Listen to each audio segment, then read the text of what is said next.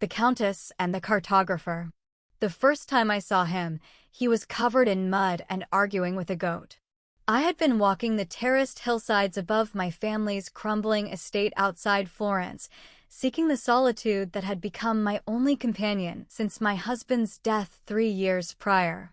The Conte di Monteverdi had left me with his title, his debts, and his mother's unrelenting disappointment that I had failed to produce an heir before consumption claimed him.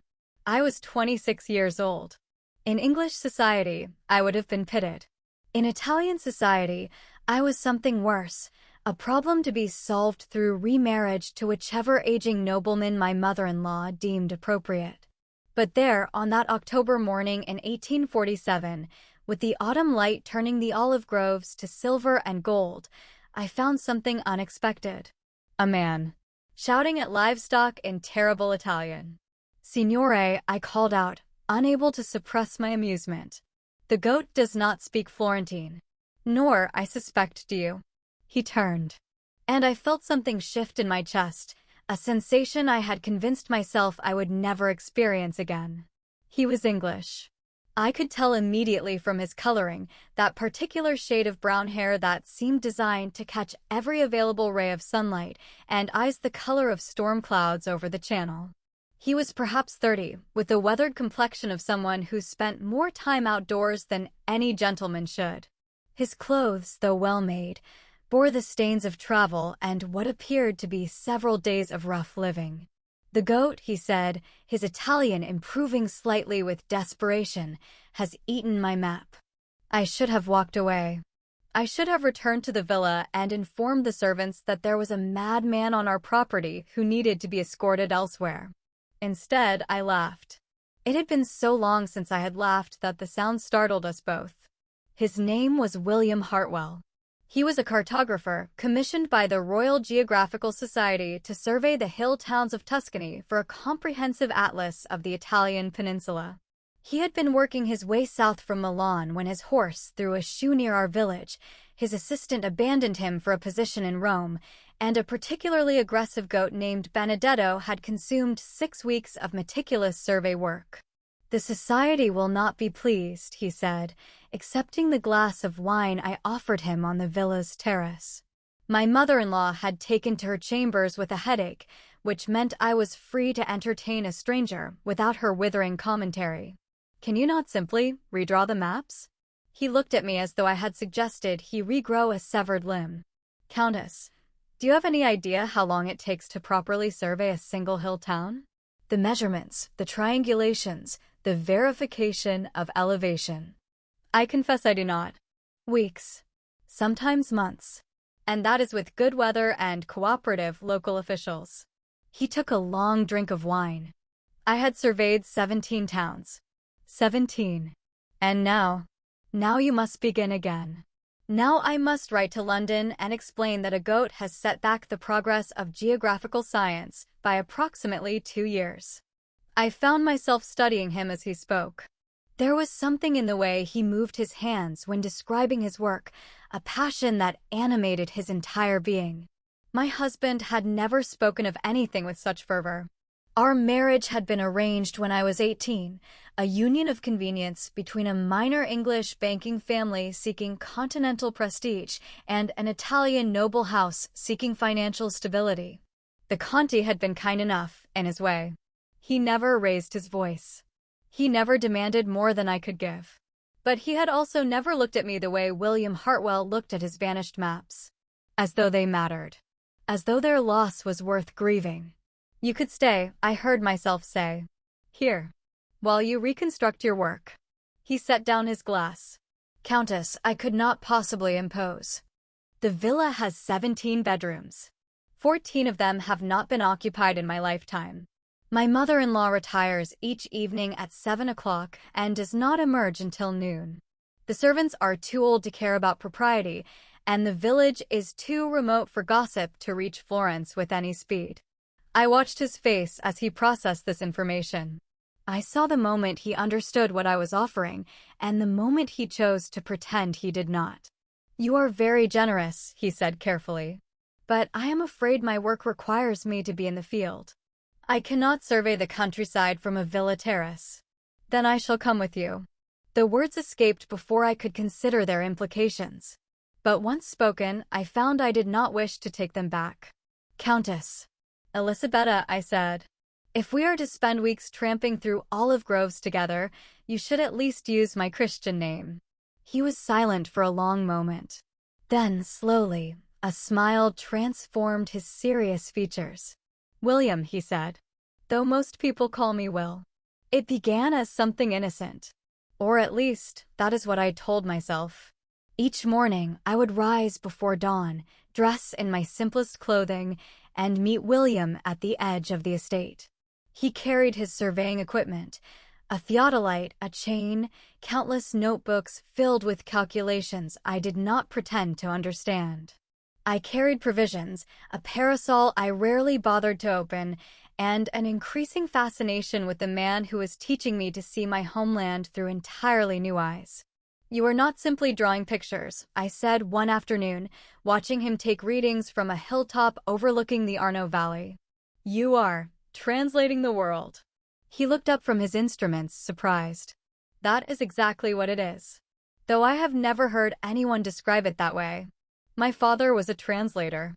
Before he married my mother and was absorbed into the world of banking and respectable boredom. He used to say that translation was the art of carrying meaning across distances, of making the foreign familiar without losing what made it foreign in the first place. Your father sounds like a remarkable man. He was. I paused, remembering. He died when I was 14. After that, my mother decided I needed to be practical. No more books. No more languages. Only the skills required to secure an advantageous marriage. William set down his theodolite. And did you? Secure an advantageous marriage. I secured a marriage. Whether it was advantageous remains a matter of perspective. He waited. He did not press. That was one of the things I was coming to appreciate about him, his willingness to let silence exist between us, to allow conversations to unfold at their own pace. The Conti was not cruel, I finally said. He simply was not present. Even before he became ill. Our marriage was a transaction, and once the transaction was complete, he saw no reason to invest further. That seems a lonely way to live. I did not know there was any other way. The autumn deepened. The leaves fell from the olive trees, and the air grew sharp with the promise of winter. My mother-in-law began to recover from her series of strategic headaches and started asking pointed questions about the English surveyor, who seemed to have taken up permanent residence in our guest wing. He is mapping the region, I told her, keeping my voice carefully neutral. It is a scientific endeavor of some importance. He is also unmarried, untitled, and entirely without prospects, she replied. I have made inquiries. His family owns a modest farm in Derbyshire. His father was a country parson. I was not aware his family history was relevant to his cartographic abilities.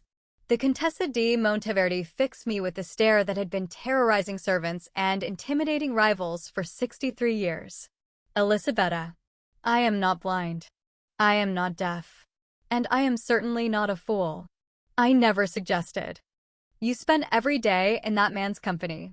You return each evening with color in your cheeks and light in your eyes that has been absent since before my son's funeral. You think I do not notice these things. I met her gaze. And if you have noticed them, then I must warn you. Whatever you imagine might come of this, it cannot. You are a Contessa. He is nobody. Society will never accept such a union. And even if you were willing to sacrifice your position, your reputation, your place in the world, what would he sacrifice? I had no answer. The question haunted me as November gave way to December. As the rains came and our surveying expeditions became shorter, more urgent, charged with an awareness that our time together was drawing to a close. William's work was nearly complete.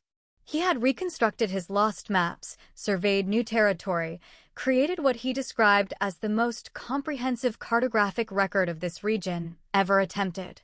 In a few weeks, he would return to London. He would present his findings to the Royal Geographical Society. He would receive whatever acclaim cartographers receive. And I would remain here, in this crumbling villa, with my mother-in-law's disappointment and my dead husband's debts and the endless, suffocating weight of being exactly what everyone expected me to be. It happened on the night before he was scheduled to leave. We had taken dinner together, a rare occurrence that my mother-in-law had permitted only because she was confined to bed with a genuine illness rather than a convenient one. The servants had withdrawn. The fire burned low. Outside, rain hammered against the windows with the ferocity of a Tuscan winter storm. "I have something for you," William said. He produced a rolled parchment from his coat.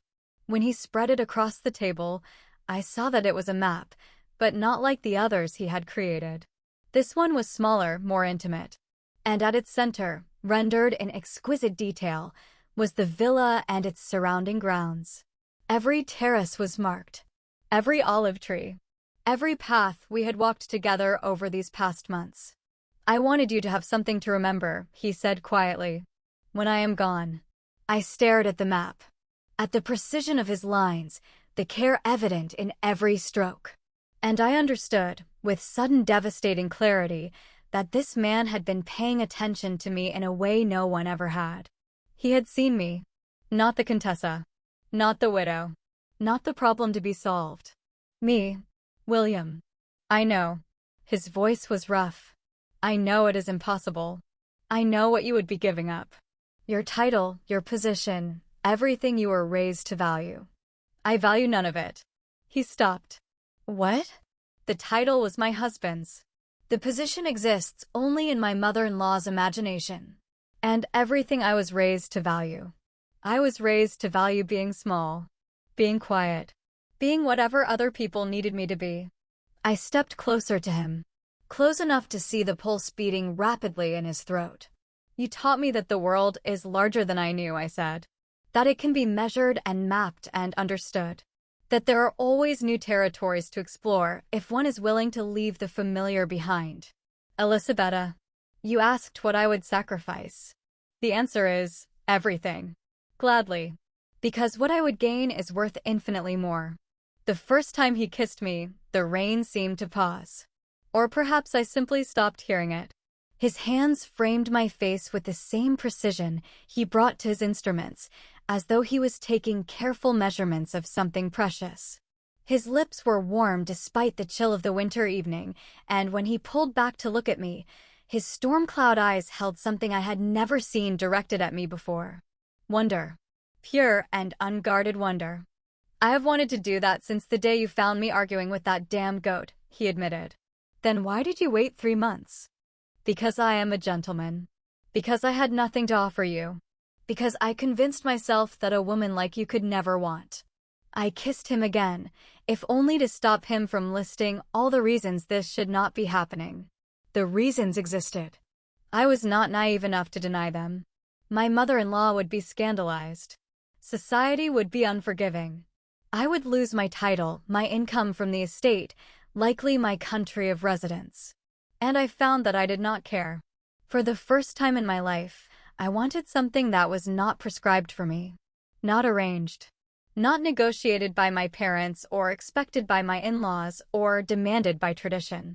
I wanted William Hartwell, the mud-covered cartographer with terrible Italian and gentle hands and a passion for understanding the shape of the world.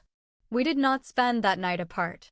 There are moments in a life when everything changes. When the person you have been falls away and the person you are becoming emerges like a country revealed through lifting fog. I had been a dutiful daughter, a compliant wife, a proper widow. I had been everything that everyone expected, and it had brought me nothing but elegant emptiness. That night, in William's arms, I became someone new. Someone who chose her own path. Someone who valued passion over propriety, connection over convention. Someone who finally understood what it meant to be alive. We left Florence in January, when the roads cleared enough for travel. My mother-in-law did not bid me farewell. She sent word through her maid that I was dead to her, which seemed appropriately dramatic and saved us both the discomfort of a final confrontation. I brought nothing with me except a small trunk of clothing and the map William had made of the villa grounds. Everything else, the jewelry, the furnishings, the accumulated weight of a life I had never chosen, I left behind without regret. We traveled north through Italy, through the Alps, through the French countryside that William described to me in terms of elevation and watershed and geological formation. He saw the world as a puzzle to be solved, a territory to be understood and documented. I saw it as an adventure finally begun. We married in London, in a small ceremony attended by William's family and a handful of colleagues from the Geographical Society. His mother cried. His father quoted scripture about love being patient, love being kind. His sister, who had written to me before the wedding to express her delight that her brother had finally found someone willing to tolerate his obsessive attention to topographical detail, embraced me as though we had known each other for years. It was everything my first wedding had not been. Warm, personal, real. That night, in the modest home William had purchased in Chelsea, I wrote a letter to my mother. I told her that I had found something I had not known I was searching for. That I was happy, truly, deeply, inexplicably happy, for the first time in my life. She never replied. But 3 months later, I received a package containing my father's translation notebooks. No note, no explanation. Just the books themselves, which smelled of his tobacco and contained his cramped handwriting and reminded me that once, before duty and expectation consumed everything, he too had believed that words could carry meaning across distances. That love could make the foreign familiar without losing what made it foreign in the first place.